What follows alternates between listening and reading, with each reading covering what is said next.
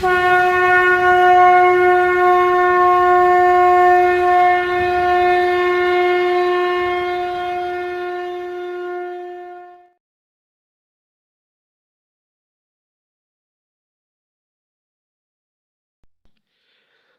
स्वामी दयाल की दया, राधा स्वामी सहाय, राधा स्वामी। प्यारे सत्संगी भाइयों, आप सुन रहे हैं परम संत ताराचंद महाराज जी का 15 जनवरी 2007 का ये सत्संग। किस तरह से फरमाते हैं,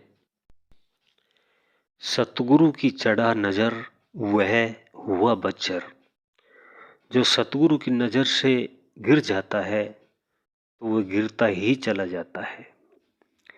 इसलिए हजूर महाराज ने कहा है कि सतगुरु तेरी बार बार रक्षा करता है। आगे कहते हैं कि वही बड़भागी जीव है जो उनकी शरण में चला जाता है।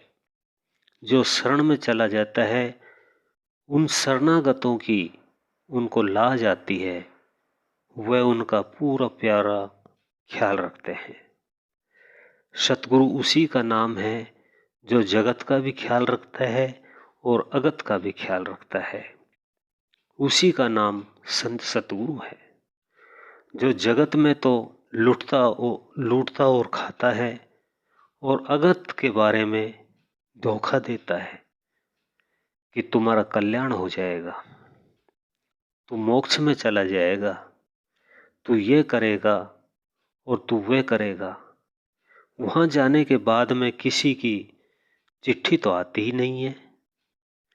इस तरह से चिट्ठी नहीं तो किसी संत की आई है और न ही किसी योगी की आई है और न किसी ऋषि मुनि की आई है, न ही किसी गृहस्थी की आई है। पर आप लोगों को मैंने काफी सत्संग बताए हैं कि चिट्ठी तो नहीं आई और तुम उनको समझे नहीं। जिसे यहां शांति नहीं मिली तो मरने के बाद भी उसे शांति नहीं मिलेगी। जो जप तप पूजा और पाठ करते हैं उनको शांति नहीं मिलती।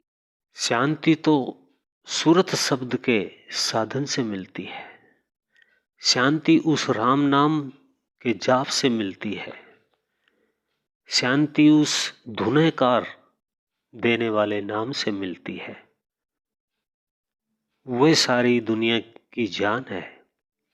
उस नाम से या उस धुनी से ही शांति मिलती है और नाम से शांति नहीं मिलती। स्वामी जी कहते हैं, शब्द धुन सुनकर मन पति आई, अर्थात शब्द की धुन सुन करके ही मन काबू में आ सकता है और कोई भी मार्ग नहीं है। सतगुरु बड़ी दया करते हैं जो उनकी शरण ले लेता है, उसको किसी का भी भय नहीं होता। उनको उस शरणागत की लाज होती है तो शरण चला जाता है, उसका अवश्य ही उद्धार हो जाता है। अवश्य ही, चाहे कोई भी क्यों ना हो, तुम चाहे किसी की भी शरण में चले जाओ। तुम अगर किसी देवी देवता की शरण में चले जाते हो तो वे भी तुम्हारी मदद कर देता है, पर मोक्ष उससे नहीं मिलेगी। मोक्ष भी दो होती है, एक म्यादी मोक्ष और एक अनादि मोक्ष। अनादि मोक्ष नहीं मिलेगी, म्यादी मोक्ष कुछ दिन भोग करके फिर आ जाओगे। काफी लोग तो शिक्षा ये देते हैं कि हमने तो वहां रहना ही नहीं है, वहां क्या करेंगे, यहां आएंगे और यहां आनंद भोगेंगे। पर मैं ये बात अवश्य कहूंगा, जहां आशा वहीं बासा। अगर तुम्हारी आशा आने की है तो आ जाओगे और अगर रहने की है तो रह जाओगे। तुम्हारे शास्त्र कहते हैं कि जिसकी तुम पूजा करते हो तुम उसी के लोक में जाओगे। गंगा की पूजा करोगे तो मगरमच्छ बनोगे, ये मैं नहीं कहता हूँ, ये बात तुलसी साहब भी कहते हैं। उनकी रामायण को देखो, दरखत की पूजा करोगे तो तुम दरखत बनोगे, जैसा तुम्हारा ख्याल होगा वैसा ही तुम्हारा हाल हो जाएगा। मैं इस वक्त सब बातें कहना नहीं चाहता हूं। तुलसी साहब कहते हैं कि तुम कब तिरोगे? जब तुम्हारे हृदय में गहरी प्रीत हो जाएगी। जब गहरी प्रीत हो जाती है तो फिर कोई भी चूक नहीं रहती। अरे हिये में गहरी प्रीत, फिर शरण में आन पड़े, फिर उसका बेड़ा पार हो जाता है। सो गहरी प्रीत का काम बड़ा कठिन है। गहरी प्रीत किस तरह से होती है? तुम मीठा बोलते रहो, महाराज जी कहते रहो, फिर जब वो थोड़ा सा भी कठोर बोल दे तो वो गहरी प्रीत टूट जाती है। पर जो सच्ची प्रीत होती है वो नहीं टूटती, बनावटी प्रीत ही टूटती है। लोग बनावटी प्रीत करते हैं। जिसकी गहरी प्रीत होती है, जैसे स्वामी जी महाराज ने खड़ाऊ मारी हुजूर शालीग्राम महाराज को, प्रीत तो नहीं टूटी। कबीर साहब ने धर्मदास का बेहद धन बर्बाद करवा दिया, पर उसकी प्रीत तो नहीं टूटी। उन्होंने दरिया में डूबना चाहा, मीराबाई की बरादरी वालों ने बेहद बेइज्जती की, पर उसने रविदास का साथ तो नहीं छोड़ा। उसकी प्रीत गहरी थी। किस किस की बातें कहूं, दूसरा जन्म भी मिल जाता है, पर जिसकी गहरी प्रीत होती है वह प्रीत छूटती नहीं है। वह प्रीत उसे सचखंड या राधा स्वामी धाम में ले जाती है। सो गहरी प्रीत करनी चाहिए। जिसने भी गहरी प्रीत सतगुरु से की, उनका बेड़ा पार हो गया। आगे कहते हैं कि गुरु की नहीं मेहर अपार, गुरु की नहीं मेहर अपार, बैरी जल जल मरे। सतगुरु ने अपार मेहर कौन सी की? हुजूर महाराज और जयमल सिंह महाराज और भी किसी की बात बताते हैं। वो वहां 3 शिष्य थे। स्वामी जी महाराज ने कहा कि आज मौज बख्शी जाएगी, जो भी पहले हुक्का भर के लाएगा उसी को मौज मिलेगी। आग छत पर सुलगा रखी थी, चिल में रखी थी। जब तीनों आग रखकर चले तो जीना तंग था। मैं तो सुनी हुई बातें कहता हूं। सभी दौड़ कर गए, उनमें 2 तो तगड़े थे। महाराज राय शालीग्राम ने छत के ऊपर से आंगन में ही छलांग लगा दी। जब वो नीचे आकर गिरे तो स्वामी जी ने पूछा, क्या लग गई? हुजूर महाराज ने कहा कि हाँ महाराज, जब लगी तभी तो छलांग लगाई।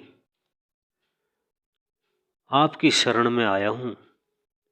उन्होंने कहा कि जाओ, मौज तो मिल गई, पर अभी नहीं मिलेगी। तुम और भी कोई नई चीज लाओ। कहने वाले कहते हैं कि वे नई चीज लाए। जैसे उनको कहा गया था कि जल्दी जाओ और नई चीज लाओ, वो दूसरे ही दिन जाकर खड़े हो गए और उन्होंने कहा, महाराज जी नई चीज ले आया हूं। आप जैसे कहोगे, जैसे कहते हो, वहां पर साहिब स्वामी की धुनी नहीं है, नहीं वहां सतनाम की धुनी है, वहां तो राधा स्वामी नाम की धुनी है। अब स्वामी जी के शब्द के साथ एक शब्द और मिला दिया, साहब के स्थान पर राधा को मिला दिया। स्वामी तो उनका मंत्र था ही। जब उन्होंने कहा कि शालिग्राम, ये नाम प्रकट करने के लिए कबीर साहब भी आए थे, पर एक दोवा ही बोल कर रह गए। उन्होंने स्वामी का नाम तो कई जगह लिया, उसके बाद नानक साहब और दादू और पलटू आए, वे भी ये नाम प्रकट करने के लिए आया था, पर आपके बिना ये प्रकट कोई नहीं कर सका। तब ये राधा स्वामी नाम की धुनी बताई और कहा कि गुरुमुख हो तो आगे पंथ चलावे। तो गुरुमुख है और तुम्हें धन्य है कि तुमने इस नाम को प्रकट कर दिया। सो ही शालिग्राम राधा स्वामी दयाल की अपार दया थी।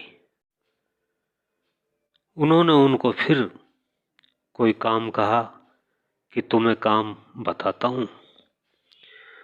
उन्होंने कहा बताओ जी। हुजूर महाराज ने कहा कि मैं नौकरी छोड़ूंगा और सेवा करूंगा। स्वामी जी ने कहा कि मेरा कहा मानो, अगर तू नौकरी को छोड़ देगा तो त्रिकुटी या ब्रह्म तक ही जा सकेगा, आगे नहीं जाएगा। सो तू नौकरी कर और सेवा कर। वे उसी तरह से काम करते रहे। उन्होंने बड़ी सेवा की।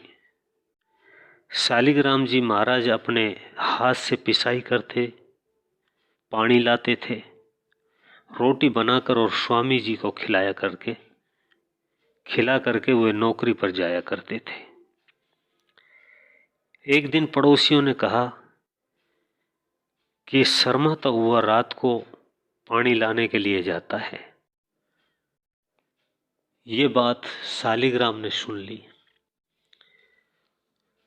उन्होंने दूसरे ही दिन अपने पांव को घुंघरू बांध लिए, फिर पानी लाने के लिए चल दिया। स्वामी जी ने कहा शालिग्राम, आज ये तुमने क्या किया? शालिग्राम जी ने कहा कि महाराज जी, ये तो मैंने दुनिया की चौंध चमक हटाई। ये लोग कहते हैं शालिग्राम शर्माता हुआ रात को पानी लाता है।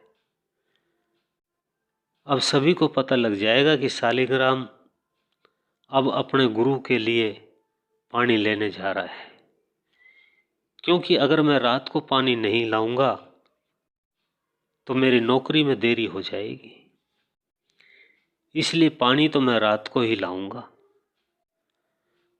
पर अब दुनिया की चमक निकालनी है। घुंघरू इसलिए बांधे हैं।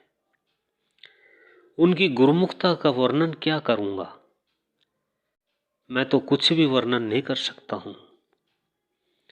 जो गुरुमुख होता है वह चाहे सो कर सकता है।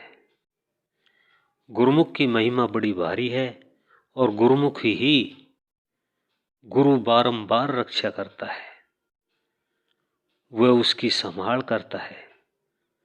आगे कहते हैं कि अभी आप सुन रहे थे परम संत ताराचंद महाराज जी का ये सत्संग। इससे आगे का भाग सुनने के लिए वीडियो को लाइक करें, चैनल को सब्सक्राइब करें, ज़्यादा से ज़्यादा शेयर करें।